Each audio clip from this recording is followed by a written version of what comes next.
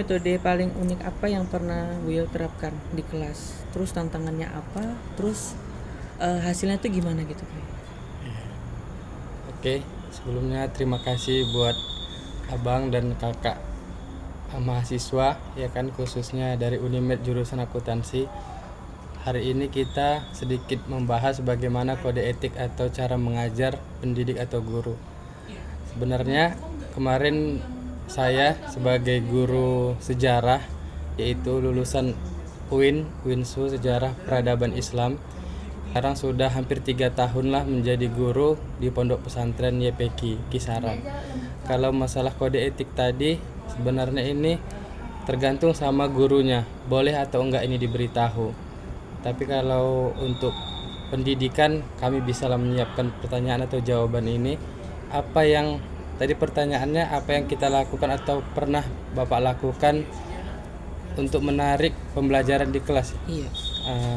Pernah kami membuat kelompok atau kelompok diskusi untuk cara belajar biar murid-murid atau anak-anak tidak bosan. Atau juga langsung survei ke lapangan atau langsung melihat ke tempat-tempat, seperti Bapak kan guru sejarah, kami langsung ke tempat-tempat yang mana itu bersejarah, seperti museum, perpustakaan, rumah sakit, masjid, dan lain sebagainya. Biar murid itu tidak hanya mendengarkan, hanya cerita histori. Jadi kalau mereka itu berkelompok, membuat kelompok, jadi ada masukan-masukan dari kawan-kawannya, pendapat-pendapat dari kawan-kawan. Dan kalau dia penelitian atau langsung survei ke tempat itu, biar mereka langsung tahu, oh berarti yang diceritakan Bapak ini, yang sejarah ini memang betul ada tempatnya, ada dia barangnya, bukan hanya cerita. Itulah salah satu cara Bapak untuk mengajar biar anak-anak tidak bosan atau tidak hanya di kelas atau tidak berpikir aja cuma mendengarkan cerita seperti itu. Jadi salah satunya itu, hasilnya alhamdulillah dengan saya membawa anak-anak keluar dan kelompok, hasilnya memuaskan karena anak-anak langsung melihat bagaimana tempat-tempat sejarah itu, barang sejarah itu, dan tidak hanya cerita saja. Mungkin Siska udah tahulah yang Bapak lakukan untuk pembelajaran itu. Itu saja untuk. Kalau tantangannya tadi Bu, kayak misalnya dalam kayak tadi berarti kan kayak studi tour ya? Iya, kayak studi tour. Itu tantangannya apa gimana gitu Bu? Tantangannya palingan untuk menertibkan anak-anak. Namanya juga siswa atau masih anak-anak ya, masih banyak bertanyanya, masih suka kepo atau ya sedikit harus kita ini arahkan gitu. Mau kemana, jangan menyentuh barang-barang suka hati, ataupun buat kelompok itu harus mendengarkan pendapat dari kawannya, jangan hanya dari kita saja. Jadi ada memang tantangan-tantangan, tapi tidak terlalu berat kalau untuk itu, karena memang kalau kita buat kelompok lebih asik dan lebih enjoy dia. Jadi kalau tantangan nggak pala adalah di situ, cuman ya harus saling menghargai pendapat kalau di kelompok. Tapi kalau dia survei tadi, tinggal mengarahkan mereka agar tidak salah gunakan dalam penelitian atau ke tempat-tempat itu, seperti itu. Terus Bu, ada lagi nih pertanyaan mengenai kayak ada siswa yang menyontek gitu, terus siswa berantem, itu gimana cara menyelesaikan Bu ya sesuai dengan kode etik guru gitu Bu? Oh iya, kalau mencontek mungkin sudah sering dilakukan di dalam pendidikan atau di sekolah lah ya.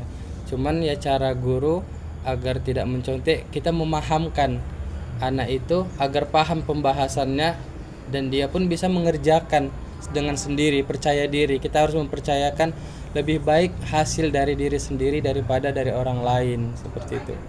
Itu cara kita untuk biar tidak mencontek. Sebenarnya anak-anak mencontek itu karena dia nggak paham dan tidak diarahkan, makanya dia nggak percaya diri dengan dirinya sehingga melihat orang lain gitu. Jadi kalau untuk berantem, yang pertama ya kita harus jumpakan dulu mereka, kita tanya apa masalahnya, terus ya dinasehati. Ya selanjutnya setelah mereka sudah berdamai, kita tanya permasalahannya apa, ya insya Allah pasti tidak ada lagi yang namanya berantem. Memang selama mengajar tidak adalah terdapat memang di sekolah Bapak ada murid yang berantem. Apalagi memang bapak wali kelas 12, alhamdulillah nggak ada lah seperti itu. Kalaupun ada memang paling berbeda pendapat atau beda sudut pandangan dalam di kelas itu sering memang terjadi. Cuman bapak selalu mengarahkan mereka agar saling menghargai biar tidak ada perselisihan pendapat seperti itu. Kalau tadi penjelasan kan Bu, contohnya kayak dulu kan waktu di SD itu ada teman saya tuh berantem gitu Iya. kan, terus dipanggil berdua ke kantor. Iya. Terus pas di kelas itu mereka itu dikasih lagi hukuman kayak berupa fisik gitu Bu, kayak ditampar apa segala macam gitu. Itu menurut Bu itu gimana gitu Bu? Kalau hukuman fisik sebenarnya karena bapak kan mengajar di SMA. Sebenarnya kalau di SMA itu tingkat SMA jangan kita kontak fisik atau terlalu menekan anak. Kita caranya harus pendekatan sama anak. Kita harus tahu dulu apa masalah anak ini sehingga melakukan kekerasan atau sering berantem seperti itu. Kalau kita buat hukuman fisik, mereka tambah mendendam sebenarnya. Teringat mereka, bapak ini aja seperti ini, buya ini aja seperti ini, guru ini seperti ini.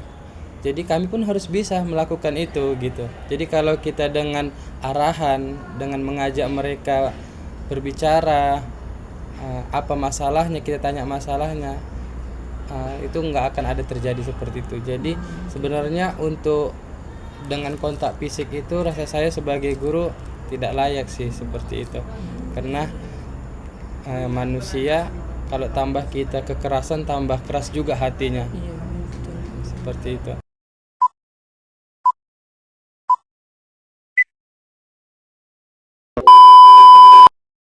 Diri Buya sebagai guru dan bagaimana mengaruhi sikap Buya di sekolah itu? Oke. Sebenarnya kembali pada diri kita, manusia itu sama sebenarnya, punya pendirian atau punya prinsip.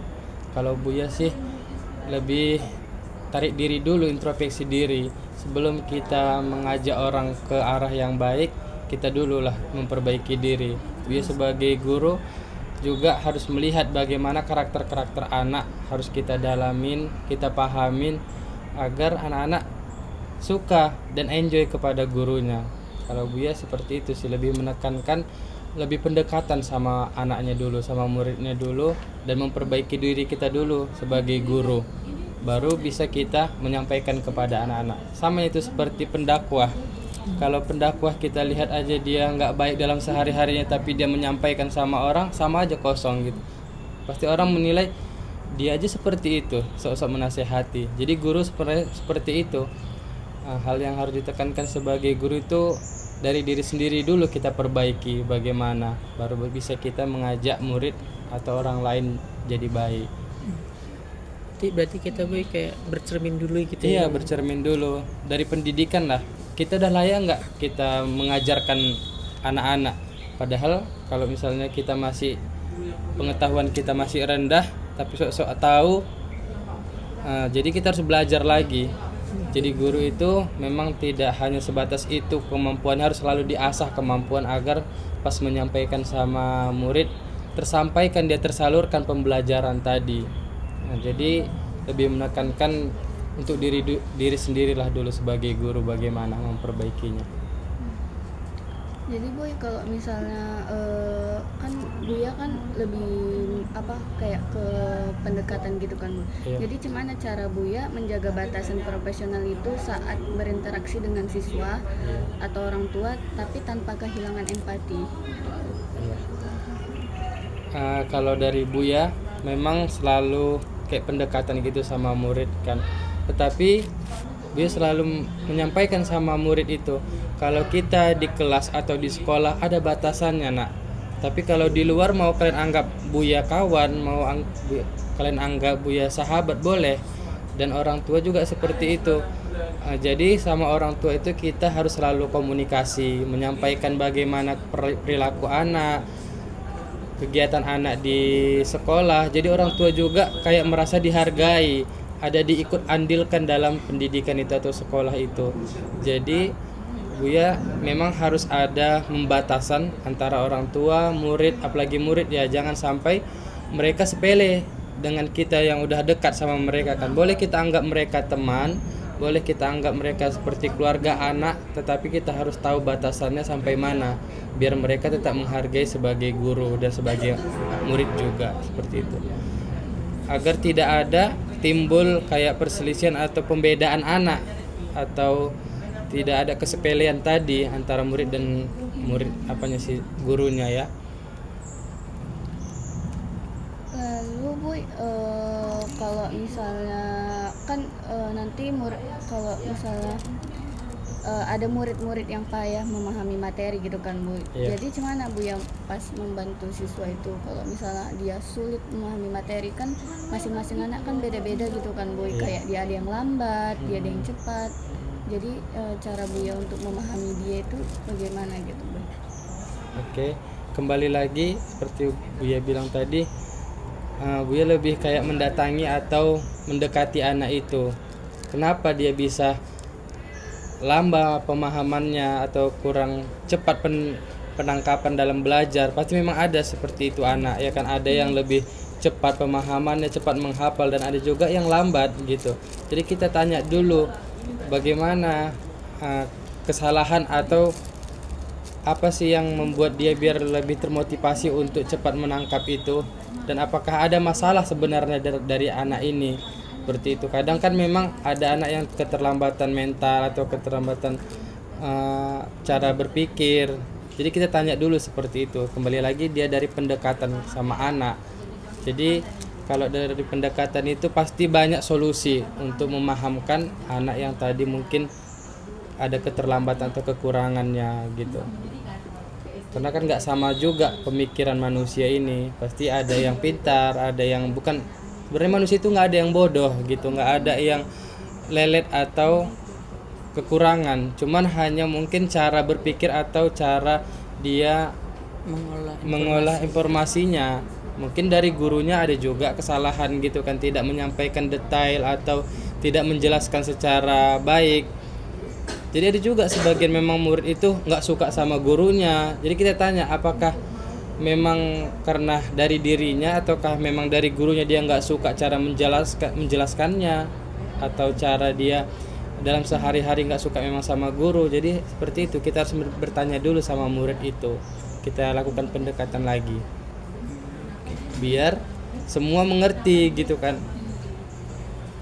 Sayang juga kalau capek-capek guru itu menyampaikan, menjelaskan, tiba-tiba anak ada yang tidur, ada yang nggak paham gitu. Nah itu kalau kita cara menghadapi anak yang kayak kita ketika menjelaskan gitu Bu tidur gitu, itu gimana kita negurnya gitu Bu?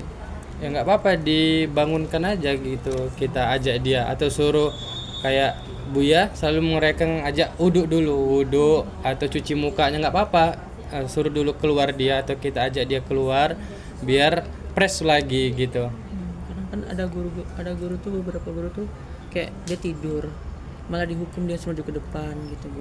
Itu kan mental anak itu juga terganggu gitu Ben, kayak dia jadi malu gitu, jadi besoknya lagi dia jadi nggak mau tidur lagi tuh. Tapi hukuman itu pun membuat anak itu jerah, itu gimana Bu?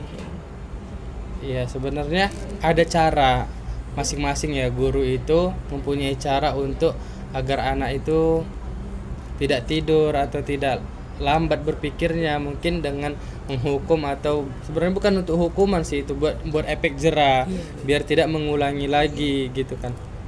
Bisa saja untuk dilakukan metode atau cara itu, cuman dilihat situasi. Mungkin ada anak yang introvert ya kan, kadang sekarang ada anak introvert atau nggak suka dihukum, malu dihadapkan sama anak-anak. Jadi caranya apa ya, kita suruhlah dia untuk membasuh mukanya atau cuci muka atau wudhu atau keluar dulu, izin dulu, tidak apa-apa seperti itu, daripada dihukum tambah anak ini hatinya mendongkol.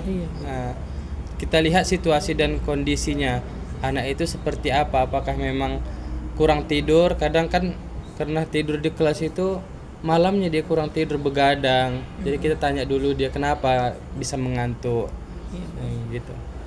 Ataupun karena membosankan rasanya gurunya, mungkin karena Buya juga sebagai guru mungkin Siska tahu lah, sebenarnya guru sejarah masuk ke guru geografi, ngajar geografi. Jadi Buya nggak bisa paham sebenarnya materi itu, sehingga anak-anak bosan pas Buya menyampaikan. Padahal memang bukan jurusan sebenarnya kan, karena diminta tolongkan sama kepala sekolah atau lain. Jadi mungkin materi tadi tidak sampai anak-anak tertidur. Ada sebagian seperti itu.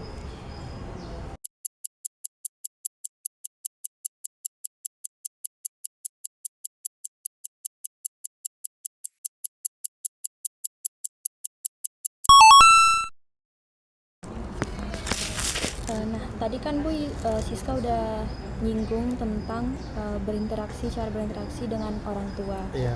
Nah, saya mau nanya, bagaimana caranya Buya membangun kolaborasi dengan orang tua siswa untuk mendukung proses pembelajaran itu?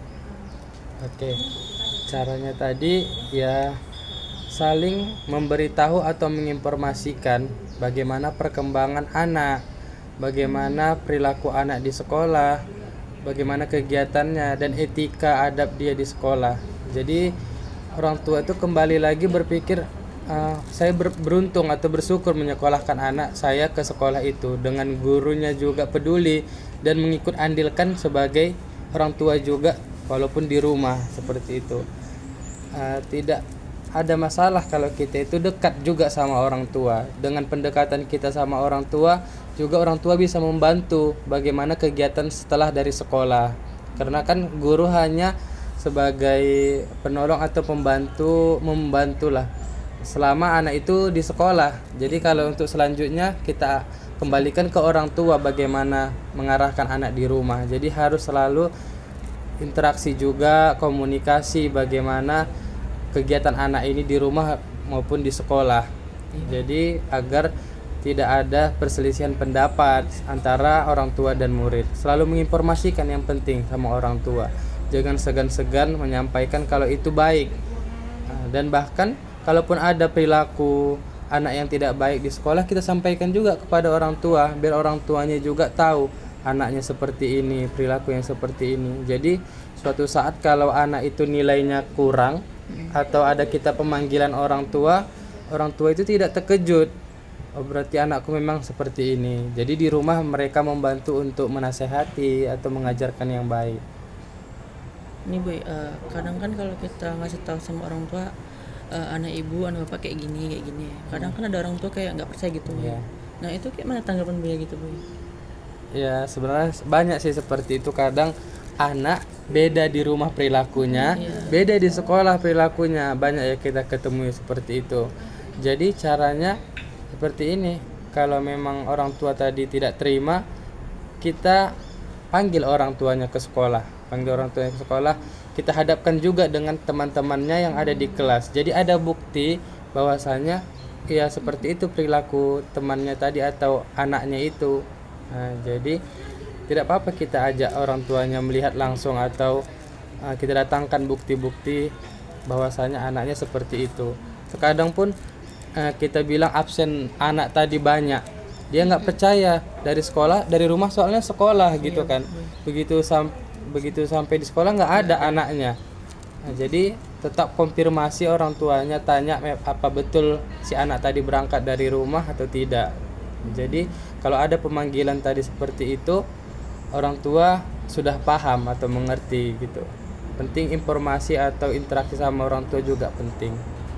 Jadi nggak boleh kayak putus gitu ya Bu? Iya, nggak boleh putus sama orang tua. Kan di sekolah saya dulu kan Bu, itu ada guru yang menerapkan buat suatu grup itu guru dengan orang tua. Menurut Buya itu bagus atau tidak? Buat grup antara orang tua dan guru. Iya. Wali kelasnya Ya sepertinya itu bagus, lebih kayak membantu guru atau wali kelasnya menyampaikan informasi-informasi penting gitu kan. Terus ya penting juga untuk grup itu tidak capek juga wali kelas atau guru-guru menjapri satu-satu. Dengan adanya grup, orang tua semua murid itu tahu bagaimana kegiatan anak-anak di sekolah, apa saja informasi-informasi di sekolah gitu kan. Sekarang sudah menggunakan media sosial ini sangat terbantulah guru-guru dengan adanya WA atau grup-grup itu.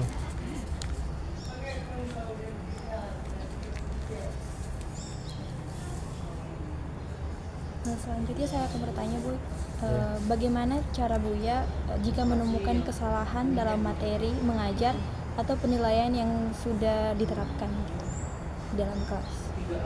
Oke. Bagaimana tadi caranya kalau Menemukan kesalahan dalam suatu materi. menemukan kesalahan? Oke. Kembali kita berdiskusi sama anak-anak.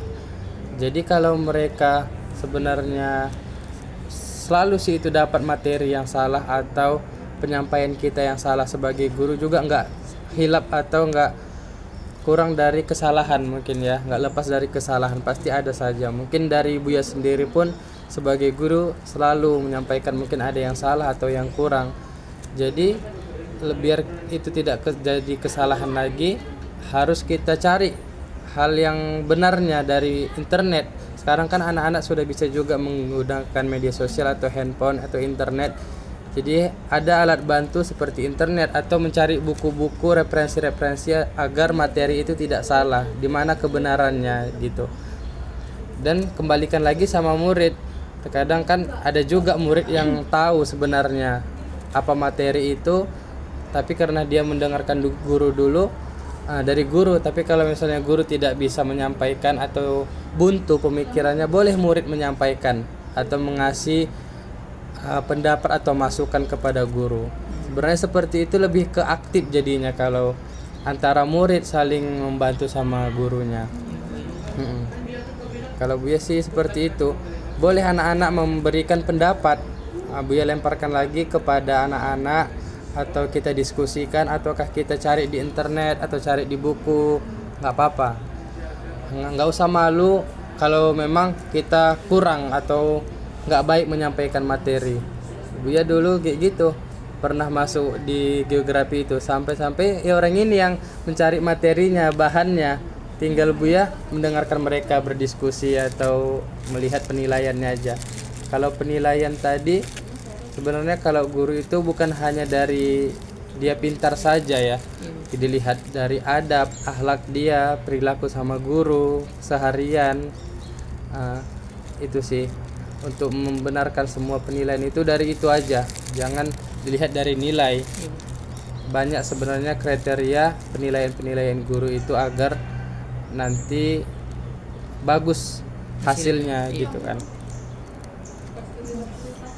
Selanjutnya, bagaimana cara Buya mempertahankan atau meningkatkan keterampilan penguasaan materi dengan mengaitkan pada isu-isu peristiwa yang dihadapi oleh siswa? Yang itu Puy, maksudnya itu Puy, materinya itu sering ada di kejadian nyata gitu Puy, sering berkaitan sama kehidupan nyata siswa. Jadi sebenarnya kalau materi seperti itu kita lihat dulu konteksnya itu kayak mana, bagaimana mengaitkan kepada murid, masa lalu murid gitu. Iya, itu termasuk. Terus bagaimana cara mengaitkannya itu sama kehidupan sehari-hari gitu Bu.